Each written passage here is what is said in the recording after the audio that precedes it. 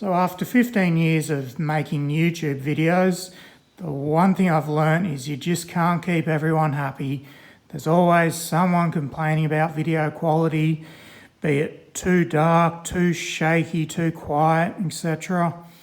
In the early days it was hard to justify getting a good quality camera. When you're working on cars and farm machinery, they get knocked around and covered in grease and oil, and when I do stuff like this,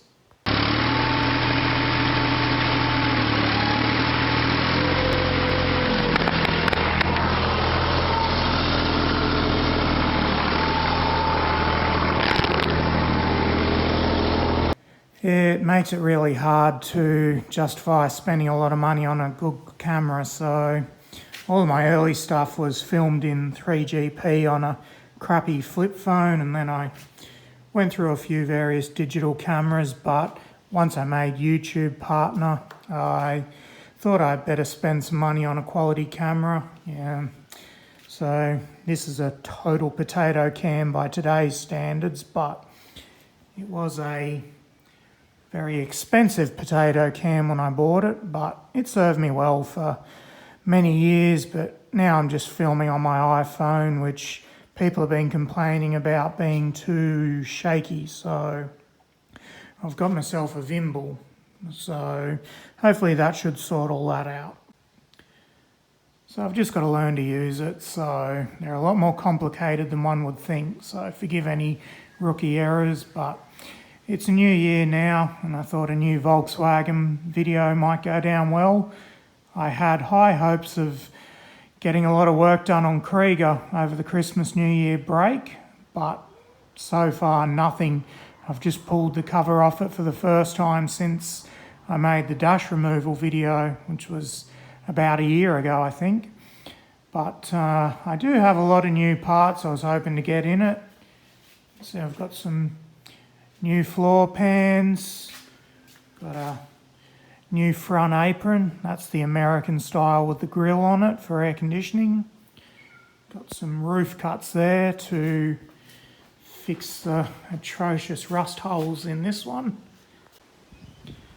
And lots of other bits, but in this video I'm just going to show how to rekey a Volkswagen lock, be it decklid, latch, door handle or ignition barrel, because I'm someone who likes a locking decklid latch, and as you can see I've got 99 decklids, not a single one of them with a locking decklid latch, so gonna fix that.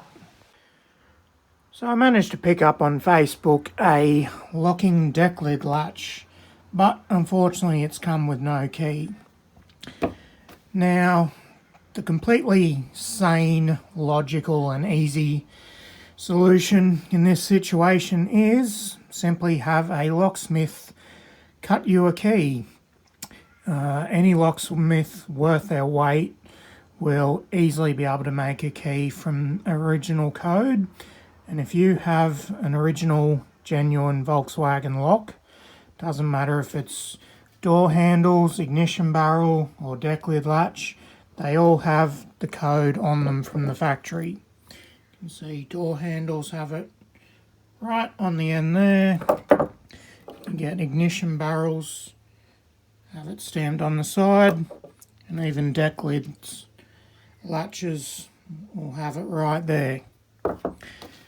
So that's the easiest option, but it's no fun for a DIYer like me. Now, unfortunately, the codes on door handles aren't always guaranteed to be right. And a scenario that's very common of how that happens is this door handle here, for example. The spring is broken. That door handle's useless now. A good one has a very strong spring in it. And go back to, say, late 70s, early 80s, Mr. Cheapskate Volkswagen owner at the time.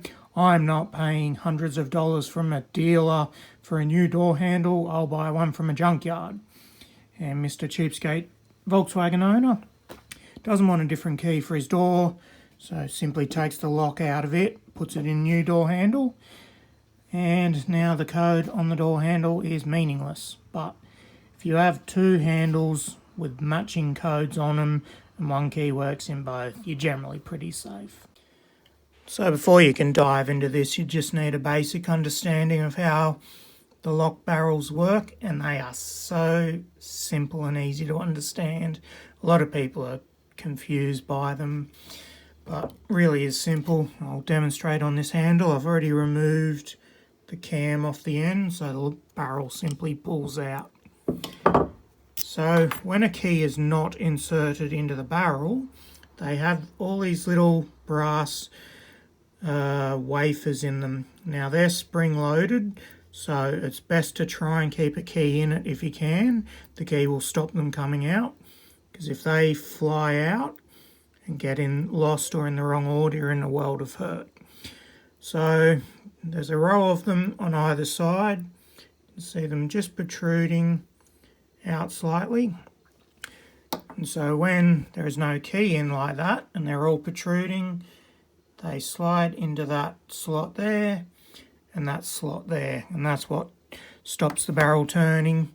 But by inserting the correct key, you can see that's not the correct key. You can see they all pull in flush. How they do that is, I'll pull one out just here. They all have that slot in it that the key passes through. The corresponding ridges on the keys, move those into the right position. And when they're all flush like that, the barrel can turn in the handle. That's how the locks work in the entire car. Got here an ignition barrel pulled apart. Same deal, you can see the slot in there. And my new decklid latch will be exactly the same. So to withdraw the barrel from my decklid latch, on the underside here, have a little hole. If I can shine a torch in there, and press the button down just right. See there, I've got a tiny little grub screw. So it's a bit of an art to holding the latch in the right spot and unscrewing that at the same time. So see if I can do it on camera.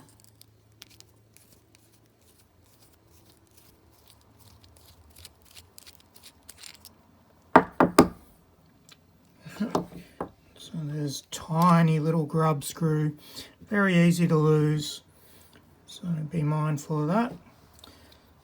Now any key can just, with the right profile, can be inserted in there, correct orientation, and out comes the lock barrel eventually.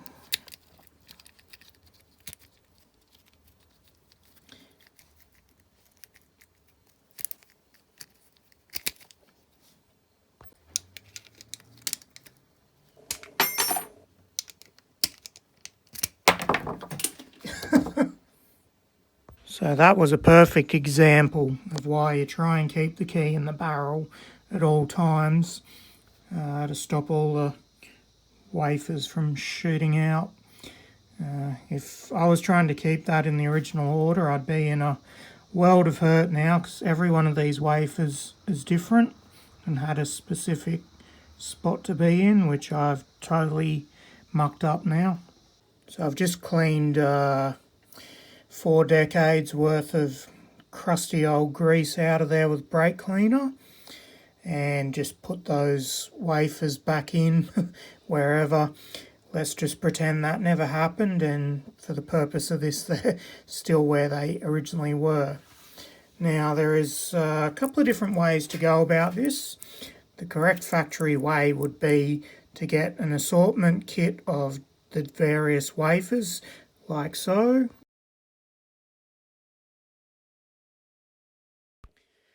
And then using this factory sheet showing how to position them. And you would set it all up like that, but ain't nobody got time for that. So the very rough and easy method that a lot of people use is to find a key that fits. And because it's not the right key, we do have a couple protruding out. So all people do is just file down the pins that are sticking out too far, and then that, once they're flush, you have a working lock. Not ideal, but it does work. A more professional way would be to reposition the tumblers, because we have some that are going in too far and some that aren't going in far enough. You could switch them around and there's a good chance it will position correctly.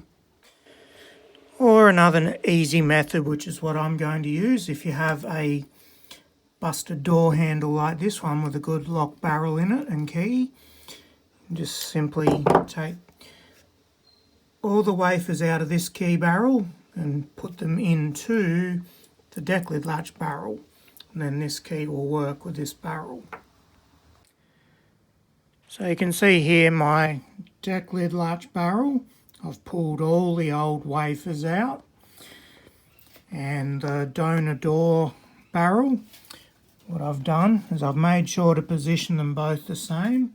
So with the head of the key facing that way, that's what my Mr. Squiggle diagrams are for. I've gone and pulled all the wafers out and kept them in the exact order. Then I have to move them from that one into this. Now, an important thing to note is there are tiny little springs in those round holes, and they do usually stay in there with the grease, but it is very easy for them to fall out. So another reason to work on white paper. So I'll start putting these wafers across.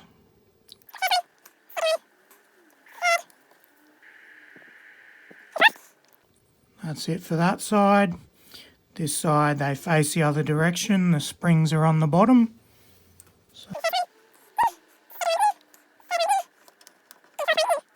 Now, what I discovered when I pulled this apart, the decklid latch, for some reason, doesn't actually have the fifth one fitted. I can put it in, but it doesn't have a spring. Whether it came from the factory like that, I have no idea. But without a spring, it's not going to work properly. And it is only a decklid lock, so not going to put that fifth one in. So, moment of truth. If I can do it without spitting all the tumblers out. Look at that. Perfect. So there's that done. That can go back in the decklid lock now. So, unlocked. Locked. Sweet.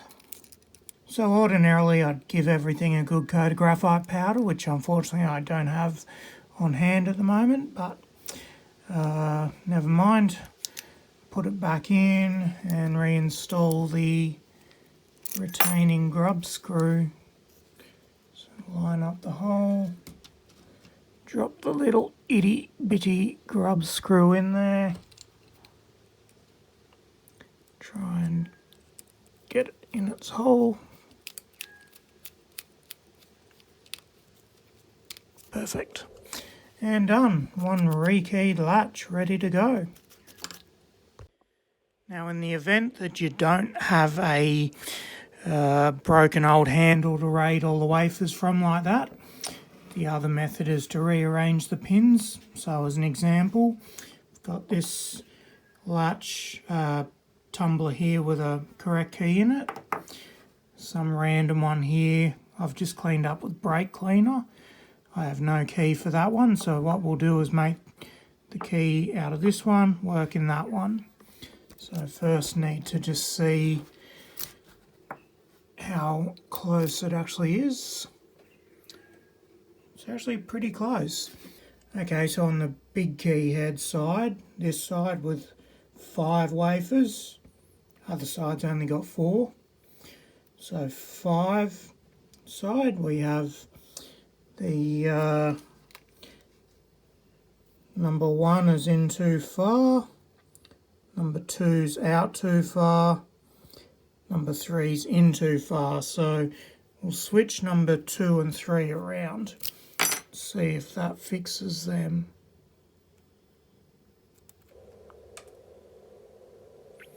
And I've just lost a spring there.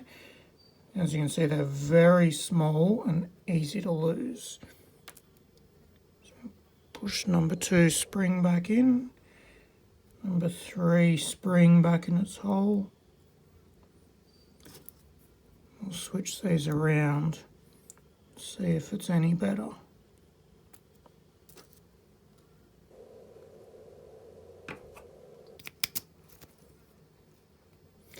Perfect. So if we look now, we actually have them all right except number 1 on the small key head side is in too far, and number 2 is sticking out a fraction. So we'll switch those two around and see if that improves it.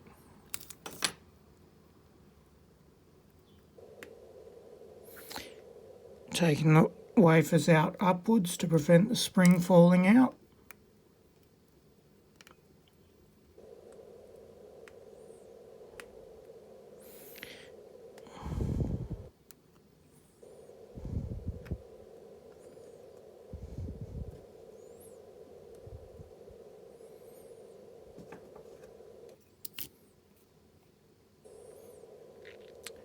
Okay, so we've fixed 1 and 2 on the small key head side. Now on the big side, just got number 2 is too far out, which unfortunately means it needs swapping for another one, or do the nasty trick of file that excess there off.